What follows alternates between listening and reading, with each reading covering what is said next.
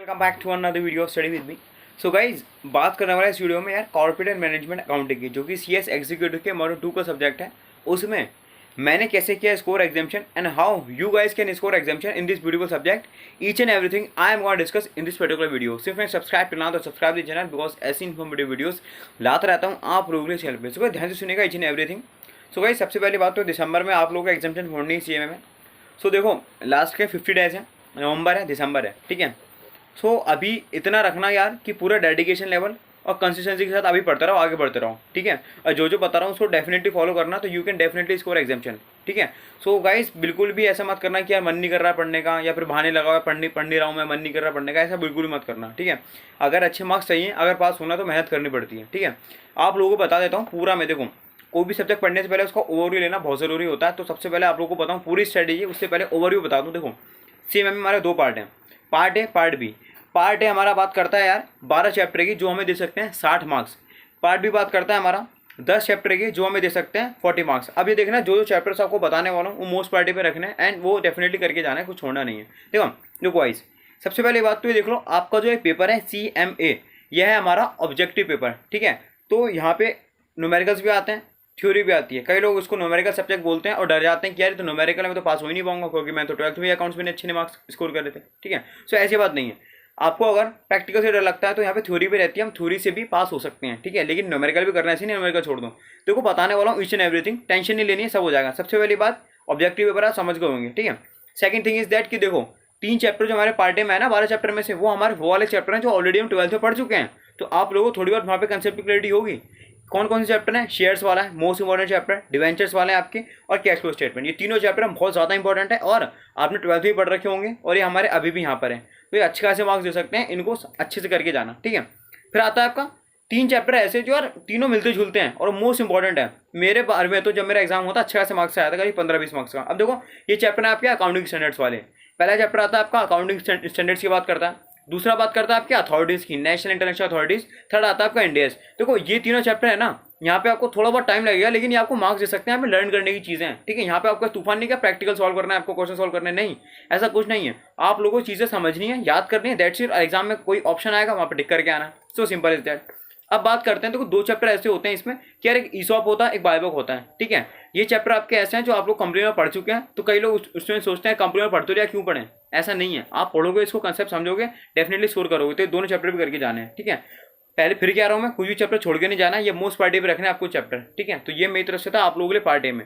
अब आता है पार्ट बी में, मेरी क्या स्ट्रेटेजी रहती वो भी मैं आप लोगों को बताऊंगा, लेकिन लास्ट में पहले बता दूँ पार्ट बी मैंने कैसे किया था। देखो, पार्ट बी में एक चैप्टर आता है रेशियोज।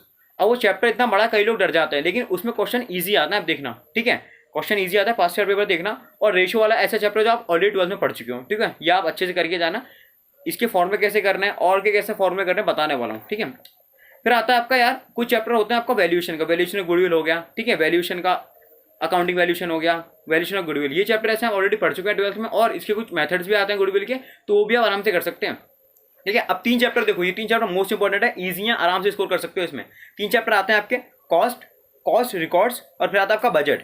अब देखो, कॉस्ट रिकॉर्ड्स में क्या आता है, आपके फॉर्म्स आते हैं, ठीक है। फॉर्म्स 1 2 3 4, वो फॉर्म्स आराम से आपके एग्जामिनेशन में आ जाएंगे और मार्क्स दे देंगे ईजिली। अब इसमें लिमिट्स भी होती हैं कुछ, कॉस्ट रिकॉर्ड्स की अलग लिमिट रहती है, किसी को मेंटेन करने पड़ते हैं, कॉस्ट ऑडिट की अलग लिमिट रहती है। तो वो लिमिट दोनों याद करके जानी है आप लोगों को, ठीक है। दोनों याद करके, इसमें कुछ तूफान नहीं है, जो मैंने बता रहा हूँ आपको, ये सब आपको ईजी है, पड़ जाएगा, ठीक है, ठीक है, समझ गए। न्यूमेरिकल्स में बाद में करना, फिलहाल ये है जो आपको आराम से मार्क्स दे सकते हैं, और ये उनके लिए जो अभी किसने कुछ पढ़ा नहीं है, तो आप डेफिनेटली ये प्रायोरिटी पे रख सकते हैं, क्योंकि लास्ट 1 मंथ है, कुछ ना कुछ तो करना है, तो जहाँ से जितना मिल रहा समेट लो। अब आती है बात कि यार ये करने के बाद ना आपके जो फॉर्म्स हैं क्रा वाले, CRA वाले, तो ये आपको याद करने, लिमिट्स याद करनी है, रिकॉर्ड्स के जो लिमिट्स हैं, या फिर आपकी ऑडिट की लिमिट है, कॉस्ट ऑडिट की, ठीक है, वो भी याद करनी है, ठीक है। अब आते हैं वैल्यूएशन का, कुछ प्रिंसिपल्स ऑफ वैल्यूएशन होते हैं, मेथड्स ऑफ वैल्यूएशन होते हैं, ठीक है, वो आप समझ गए होंगे, मेथड्स ऑफ वैल्यूएशन, उससे भी क्वेश्चन आते हैं, ठीक है। अब बात आती है न्यूमेरिकल्स। देखो, न्यूमेरिकल्स भी करके जाना है, लेकिन सबसे पहले आपको इस पे फोकस करना है। अब देखो, मेरी स्ट्रेटेजी क्या थी इस सब्जेक्ट के लिए, CMA। कई लोगों को बहुत डर लगता है इस सब्जेक्ट से CMA के लिए, कई मैसेज भी थे भाई CMA कैसे करना है बताइए। देखो, ये मैंने आपको पूरा पूरी बता दी कैसे कैसे करना है, ठीक है। जो सब्जेक्ट में से चैप्टर रह गया ना, चैप्टर में से कोई भी रह गया, कोई भी छोड़ना नहीं, करके जाना जरूर। अब आते हैं बात क्या मेरी स्ट्रेटेजी क्या आती है। देखो, सबसे पहले मैं आप लोगों को कुछ एक्स्ट्रा बताऊं। देखो, पास्ट पेपर करके जाना है इसमें, ठीक है। पास्ट पेपर करना, पास्ट पेपर होने के बाद आप करोगे स्कैनर। स्कैनर करने का फायदा ये रहेगा क्योंकि आपके मॉड्यूल में जो क्वेश्चंस हैं वो इतने इनफ नहीं है, जितने नंबर ऑफ क्वेश्चन सॉल्व करोगे उतने आपके मार्क्स बढ़ेंगे और आपका कॉन्फिडेंस भी बढ़ेगा, ठीक है। तो स्कैनर भी सॉल्व करना और पास से भी सॉल्व करना। थर्ड आता है यार देखो फॉर्मूले। अब फॉर्मूले कैसे कर रहे हैं, फॉर्मूले की बात बताऊं तो देखो फॉर्मूले पहली बात तो रटने नहीं है, फॉर्मूले समझोगे तो आराम से आपको दिक्कत परेशानी नहीं आएगी, फॉर्मूले समझ के करोगे तो। ईपीएस हो गया, डीपीएस हो गया, रेशियोज हो गया। अब फॉर्मूले बहुत ज्यादा हो जाते हैं भाई, कहाँ तक समझें, याद को करनी है तो आप क्या करोगे, कुछ चार्ट निकलवा लेना, ठीक है। सारे चार्ट में क्या लिखा होगा, फॉर्मूले लिखे होंगे, वो फॉर्मूले आप क्या करोगे, वो फॉर्मूले लिख दोगे अपने चार्ट में और वो चार्ट पे आप वॉलपेपर पे चिपका दोगे फॉर्मूले, ठीक है। इससे बहुत ज़्यादा आपका बेनिफिट हो जाएगा। सेकंड थिंग इज दैट कि आपके मॉड्यूल में कुछ क्वेश्चन दे रखे होते हैं पास्ट ईयर, ठीक है।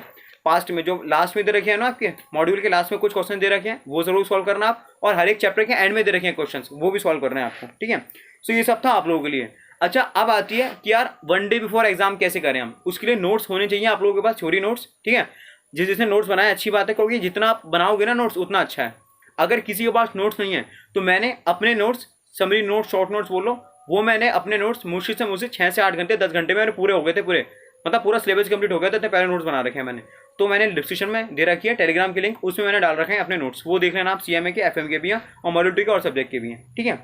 और इससे क्या फायदा रहता है, देखो जब भी आप अपने नोट्स बनाते हो ना तो आपको याद रहता है यार मैंने इस पेज पे ये लिखा था, मैंने टॉपिक यहाँ किया था, तो उससे बहुत फायदा रहता है आप लोगों का। एग्जाम में तुरंत याद आता है कि मैंने यार यहाँ ही लिखा था, ठीक है। ये मैंने सारी बातें आप लोगों से डिस्कस कर दी, मेरी स्ट्रेटेजी। अब सबसे बड़ी बात आती है कि यार एमसीक्यू हम देने जा रहे हैं एग्जाम, अब वो सॉल्व कैसे करें। कभी कभी ऐसा तो कोई एमसीक्यू बन नहीं रहा, लेकिन हमें पता है यार 4 क्वेश्चन है, 4 ऑप्शन है, एक आध दो में कंफ्यूजन है, तो आप क्या करोगे, एलिमिनेशन मेथड यूज करोगे। Use elimination method. अब इस एलिमिनेशन मेथड का मतलब क्या होता है, इस मेथड में क्या करोगे आप, 4 ऑप्शन में से जो आपको बेकार ऑप्शन लग रहा है ना उसको हटा दोगे।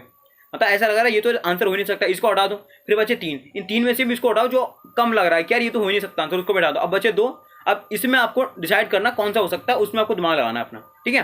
तो ऐसे आपको सॉल्व करना है। अगर आपको थोड़ा बहुत लगता है डाउट कि यार ये तो हो ही नहीं सकता, तो उन्हें हटा दो आप, this is called elimination method, ठीक है।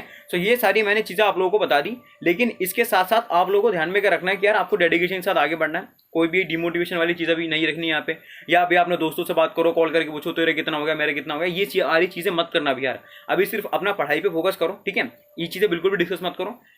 लास्ट 50 डेज भी नहीं है अब तो, लग जाओ और अच्छी तरीके से, और definitely you can clear examination यार। मस्त तरीके से पढ़ते रहो, क्योंकि टेंशन से लेकर पढ़ोगे ना पढ़ाई नहीं हो पाएगी। कई लोग परेशान है। अब देखो जितना हो गया, जितना आप कर सकते हो उतना तो करो एटलीस्ट यार। कई स्टूडेंट बोलते हैं मेरा 2 महीने हो गए मैंने पढ़ाई नहीं करी थी, मैंने 1 महीने से पढ़ाई नहीं करी है, चलो ठीक है, सब एक्सेप्टेबल है। अब नहीं करी कोई आपके एक्सवाइजेड रीजन होगा, लेकिन अभी तो पढ़ना है ना। अभी लास्ट आपके 50 डेज भी नहीं है, तो उसमें आपको मेहनत करनी है और definitely you can clear examination. ये कॉन्फिडेंस अपने माइंड में रखना है at the end of the दिसंबर। पता चला आप कॉन्फिडेंस ही अपना नहीं रख रहे हो, अपने अंदर ही आप सेल्फ डाउट कर रहे हो, तो बिल्कुल भी ये सारी चीज़ें नहीं करनी आप लोगों को, समझ रहे हो ना। तो आप लोगों को सारी जितने मैंने बताएं वो सब चीज़ें फॉलो करो, और CMA 40 तो आराम से स्कोर करोगे। जो मैंने चीज़ें एक्स्ट्रा बताई हैं, पास ईयर होगा, मॉडल के एंड में हो गया, स्कैनर सॉल्व करो, तो डेफिनेटली एग्जामिशन भी स्कोर कर सकते हो। इवन मैंने भी स्कोर किया एग्जामिशन इन्हीं सारी स्टडीज से, ठीक है। सो कोई टेंशन वाली बात नहीं है। कमेंट सेक्शन में बता देना कोई क्वेरी हो तो। So guys if you like the video hit the like button, subscribe the channel, and last you know very well guys, share as much as you can. मिलता है नेक्स्ट वीडियो में, मस्त तरीके से पढ़ते रहो, गजब तरीके से पढ़ते रहो। All the best for the examination, tata bye, see you later, all the best.